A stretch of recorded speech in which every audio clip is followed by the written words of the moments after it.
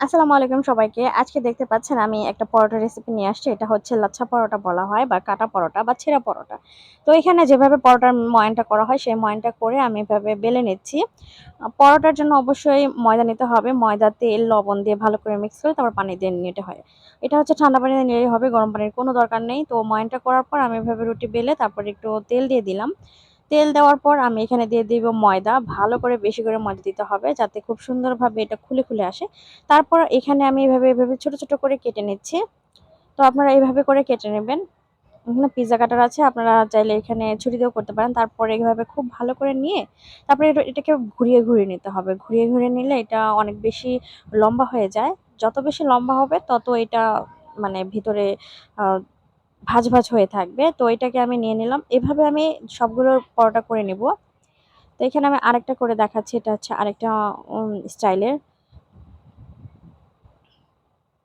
সবগুলো দেওয়া হয়ে গেছে। দেওয়ার পর এই যে এটা হচ্ছে আমরা যে কাগজ দিয়ে পাখা বানাই ওই পাখায় ভাঁজে যে। তো এটাও সেম এভাবে লম্বা করে নিতে হবে। তারপরে এভাবে গোল করে পেঁচিয়ে নিতে হবে। পেঁচিয়ে নিলে এগুলো হয়ে যাবে। তো আমি অনেকগুলো এখানে করে নিয়েছি। তো আমরা প্রায় সময় হচ্ছে রুটির বদলে ময়দার এটাই খাই, কারণ এটা বানাতে অনেক বেশি তাড়াতাড়ি হয়ে যায়। রুটিটা হচ্ছে সিদ্ধ করতে হয়, একটু ঝামেলা লাগে। এর কারণে যে এটা এভাবে করে নেওয়ার পর আমি এভাবে গোল করে এটা গোলই হয়ে যায়, এটার কোনো প্রবলেম হয় না। এটাকে সুন্দর করে বেলে নিচ্ছি আবারও। সবগুলো এভাবে বেলে নেব। আরেকটা কাছ থেকে দেখাচ্ছি। আর আমার ভিডিওগুলো যদি ভালো লাগে থাকে তাহলে প্লিজ আমার চ্যানেলটি সাবস্ক্রাইব করুন, পাশে থাকা বেল আইকনে ক্লিক করে রাখবেন।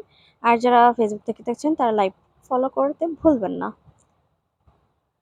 তো এখানে হয়ে গেছে, আমি এখন কড়াইতে চলে যাচ্ছি। এখানে আমি এটা ভেজে নেব।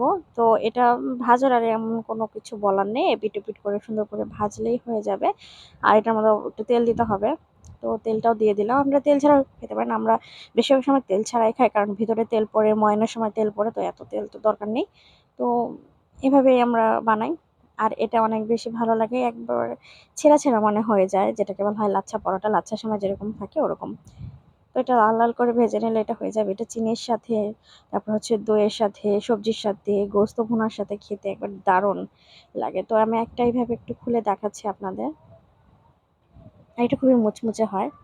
এই যে যেখানে আমি ময়দা দিয়েছিলাম কারণে এখানে এরকম ছেঁড়া হচ্ছে আর ভাঁজগুলো খুব সুন্দরভাবে দেখা যাচ্ছে। যদি ময়দা না দিতাম তাহলে কোনো কাজই হতো না। যতই যা ডিজাইন করেন কোনো কিছুই হতো না। ময়দা অবশ্যই ভিতরে দিতে হবে। এই যে দেখতে পাচ্ছেন। আর এটা খেতে দুর্দান্ত। সবাই ভালো থাকবেন। আসসালামু আলাইকুম সবাইকে।